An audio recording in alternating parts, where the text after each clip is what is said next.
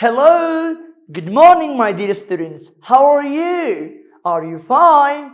Okay, guys, this is your English instructor, Hilal Ahmad. سلام ګرانو زده کوونکو، سهار په خیر. په دې هیله چې روغ صحتمند اوسئ. ګرانو زده کوونکو، بیا هم زه ستاسې د انګلیسي د ژبې استاد هلال احمد یم. ګرانو زده کوونکو، موږ په تیر درس کې 3 توري ویلي ول. کوم ول؟ N O P. ګرانو زده کوونکو، نن زه تاسې ته 3 نوي توري وایم. 3 نوي توري درته وایم. هغه 3 نوي او جدید توري کوم دي؟ هغه 3 نوي توري کیو ده، آر ده او د اس توری ده. ګرانو زده کوونکو، راځئ لومړی د کیو په توري سره خپل درس پیل کوو.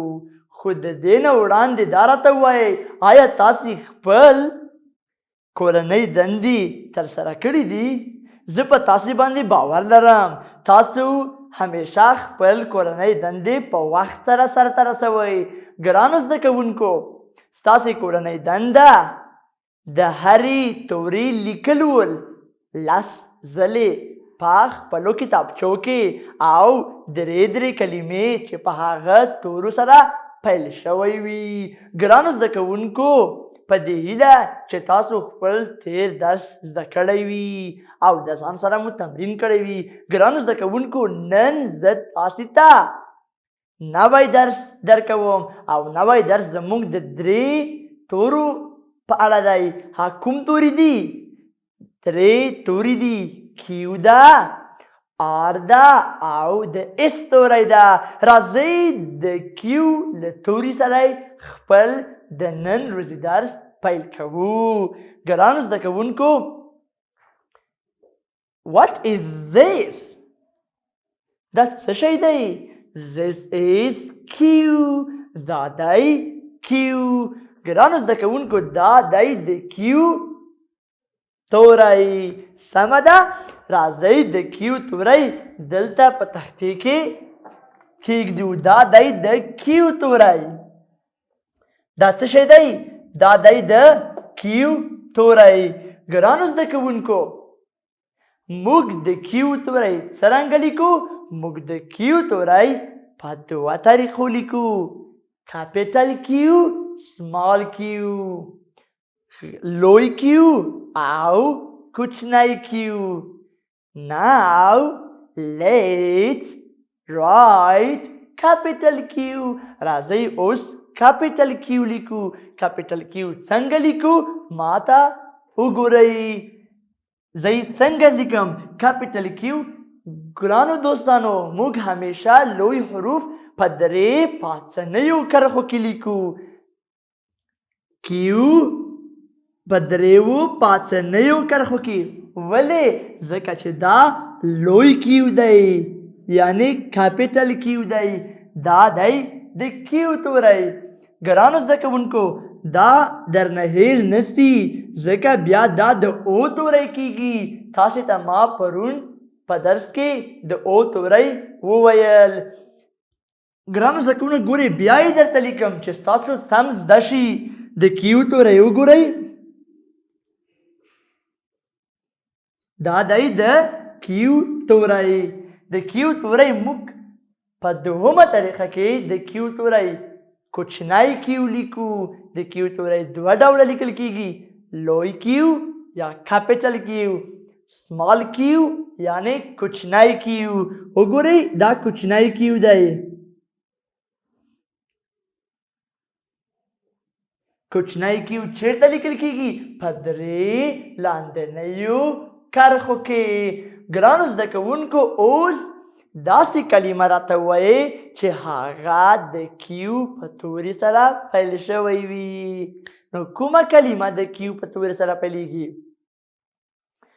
آفرین، قدرت، آفرین، قرآن. ګرانو زده کوونکو زه تاسې ته اوس یو تصویر در ښکاره کوم. تاسې په دې تصویر کې څه شی وینئ؟ This is a queen. دا ده یوه ملکه. دا ده یوه ملکه. queen معنا ملکه. q queen. q queen. اوس راځئ دغه queen چېرته اږدو؟ دا د کیو د توري لاندې. ولې؟ ځکه چې دا په کیو توري سره شروع سوی دی. په کوم توري سره شروع سوی؟ په کیو توري سره. کیو کوین. ګرانو زده کوونکو د کیو له توري نه وروسته موږ کوم توری لرو؟ آیا پوهیږئ؟ آفرین. د کیو د توري نه وروسته زمونږه بل توری څه شی دی؟ R. What is the next letter after Q? The next letter after Q is R. د Q نه وروسته د کوم توری دی؟ د R توری دی. آفرین. اوس راځئ د R توری دلته په تختې کې اږدو تر څو تاسې ته ښه ښکاره شي او تاسو وکولی شئ چې د آر توری ولیکئ. ګرانو زده کوونکو موږ د آر توری په څو ډوله لیکلی سو؟ آفرین. د آر توری په دوه ډوله لیکو. کاپیټل آر and small r.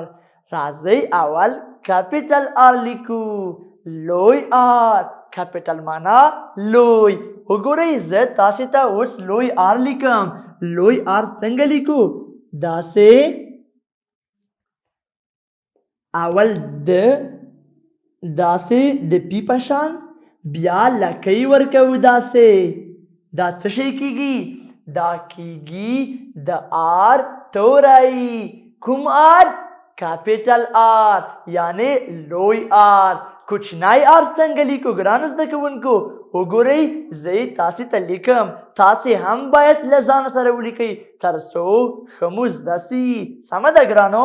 وګورئ د آر توری به په خپلو کتابچو کې په دوو منځنیو کرښو کې لیکئ. لکه داسې وګورئ. دا د څه شي توری سو؟ دا دی د آر توری. کوم توری دی؟ د آر توری. کوم توری؟ د آر توری. کاپیټل او سمال. ګرانو زده کوونکو اوس راځئ داسې کلمې را پیدا کړو چې هغه د آر په توري سره پیل شوی وي. کومه کلمه په آر سره پیلیږي؟ آیا داسې نوم ماته ویلی شئ چې هغه په آر سره پیل سي؟ آفرین. راشد. رفیع. رفیق. رشاد. آفرین. رشید. ګرانو زده کوونکو اوس زه تاسې ته یو عکس در ښکاره کوم. دا تاسې په دې تصویر کې څه شی وینئ؟ What is this? دا څه شی دی؟ This is a ring. دا یوه ګوتمه ده. This is a ring. ګوتمې ته په انګلیسي کې څه شی وایي؟ رنګ وایي. رنګ څه معنا؟ رنګ معنا ګوتمه. آفرین. اوس راځئ دغه رنګ چېرته ږدو؟ د آر لاندې او که د کیو لاندې؟ نه د کیو لاندې نه ږدو. ولې؟ ځکه رنګ په آر سره پیل سوی. نو چېرته یې لیکو؟ دلته یې ږدو. آفرین ګرانو زده کوونکو. له ده نه وروسته د انګلیسي په الفبا کې کوم توری راځي؟ آفرین. د آر نه وروسته د انګلیسي په الفبا کې کوم توری راځي ګرانو زده کوونکو؟ د اس توری راځي. کوم توری راځي؟ د اس توری راځي. راځئ اوس د اس توری دلته په تختې کې ږدو تر څو تاسې ته ښه در ښکاره سي. آفرین. دا دی د اس توری. ګرانو زده کوونکو اوس راځئ دا زده کړو چې د اس توری څنګه باید ولیکو. د اس توری په دوو طریقو سره لیکو. کومو؟ کاپیټل and small. لوی او کوچنی. راځئ اول لوی لیکو. نو لوی حروف تاسو ته معلومه ده چې چیرته لیکو. آفرین په دریو پاڅنیو کرښو کې. وګورئ زه تاسو ته لیکم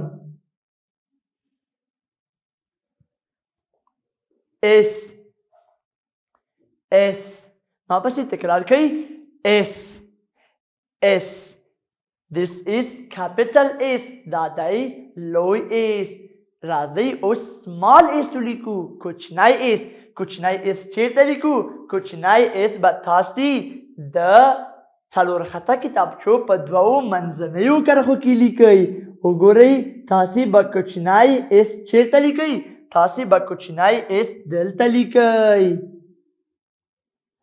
دا دی کوچنی اس. اوس داسې کلمې راته ووایئ چې هغه د اس په توري باندې پیل شوی وي. لکه سعید. لکه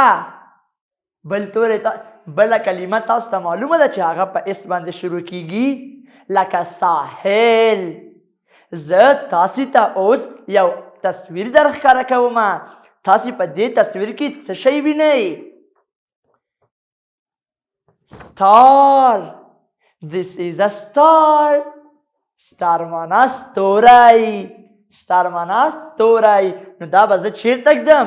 دا به زه د اس نه لاندې ږدم. ولې؟ ځکه په اس سره پیل شوی ده. اس معنا اس star. ګرانو زده کوونکو دا و زموږ د نن ورځې درس. ما پسې تکرار کړئ تر څو سم مو زده سي. Q queen.